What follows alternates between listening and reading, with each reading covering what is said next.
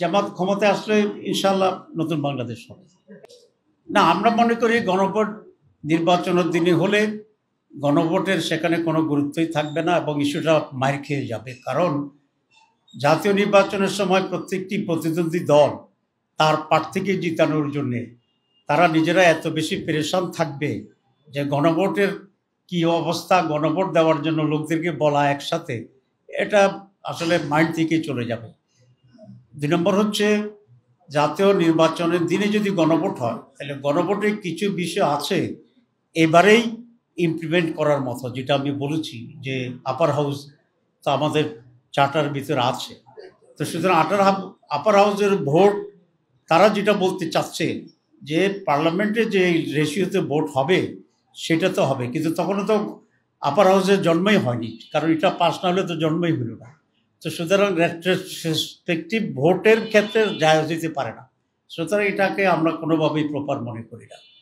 তা আমরা মনে করি সময় আছে এবং গণভোটটা আলাদাভাবে হতে হবে। এটা শুধু আমাদের স্ট্যান্ড না, আমি তো কালকে দেখলাম যে এনসিপিও একই দাবি করেছেন যে গণভোটটাকে আগে না। এ ব্যাপারে প্রথম কথা হচ্ছে, আমরা সকলে মিলেই ঐক্যবদ্ধভাবেই তো এনসিসিতে আমরা একমত হয়েছি।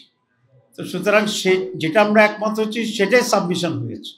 এখন বিএনপি যদি নতুন কথা বলে এটা তাদের দায়িত্ব, এটা আমাদের এই ব্যাপারে কমেন্ট্রি। হ্যাঁ, আমরা তো মনে করি নতুন বাংলাদেশ হবে যদি আমরা ক্ষমতায় যেতে পারি।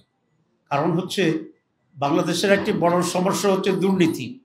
সুতরাং জামাত ইসলামী আসলে দুর্নীতিকেই আমরা প্রথম টার্গেট করব, শেষ করব। দেশে যদি দুর্নীতি না থাকে এটা একটা নতুন বাংলাদেশ হবে। ২ নম্বর হচ্ছে, বাংলাদেশের একটা বড় সমস্যা ছিল গুড গভর্নেন্সের অভাব। জামাত ক্ষমতা আসলে গুড গভর্নেন্স এস্টাবলিশ করবে, সুতরাং এটা একটা নতুন বাংলাদেশ হবে। বাংলাদেশে এমপ্লয়মেন্টের সমস্যা, কারণ হচ্ছে দেশে বেশি সংখ্যক টাকা মানুষ খায় ফেলে দুর্নীতিবাজরা, সেই টাকা দুর্নীতি বন্ধ হলে জমবে, আমরা ব্যাপক এমপ্লয়মেন্ট সৃষ্টি করতে পারবো। সুতরাং এটা একটা নতুন বাংলাদেশ হবে।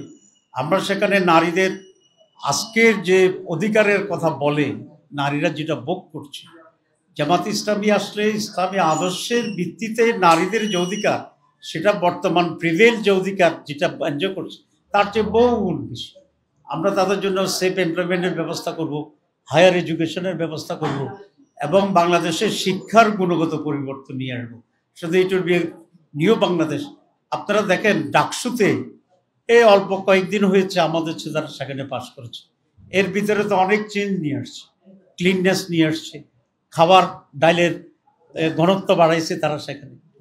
তারপরে এরপরে কি গেস্ট রুম যে কালচার সেটা বাদ পড়ে গেছে, তার এরপরে আপনার টর্চার রুম সেটা অনুপস্থিত হয়ে গেছে, মাদকের যে আড্ডাখানা ছিল এগুলো শেষ হয়ে গেছে।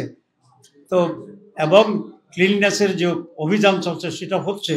তো সামান্য জায়গায় ডাকসুতে এমন কোনো ফান্ডও নয়, কিছু নেই, নিজেরা নিজের, এবং প্রত্যেকটা হলে এসি দিছে, আপনারা জানেন কি এটা জানি না, কাজ শুরু হচ্ছে, দিস ইজ দ্য সেম, কিছুতে জায়গা হয়ে গেছে। তো সেই জন্য বলছি আমরা এটা তো একটা ছোট্ট মডেল হইতে পারে। সুতরাং ডাকসুতে যে পরিবর্তনের সূচনা হয়েছে উইথ দেয়ার ওন অ্যাকর্ড, এবং ডবল খাচ্ছে না তো তারা। আমি যখন জিএস সিলেক্টেড হয়েছিলাম ঢাকা মেডিকেল কলেজে, আমি নির্বাচিত জিএস কিন্তু ডিএমসি, তো রেজাল্টের পরে যখন ডাইনিংয়ে খাইতে আসলাম আমাকে 2 বাটি দিছে। তো আমি বললাম যে 2 বাটি কেন, সব দিন তো 1 বাটি। কয় স্যার জিএস এরা 2 বাটি খায়। তো আমি বললাম যে আমি 1 বাটিওয়ালা জিএস, আমি 2 বাটি খাই না। তো এগুলা তো বন্ধ হচ্ছে। তো সুতরাং it's an example, it's a model, it's a indication, it's a sunrise, it's a new morning. তো সুতরাং জামাত ক্ষমতায় আসলে ইনশাআল্লাহ নতুন বাংলাদেশ হবে।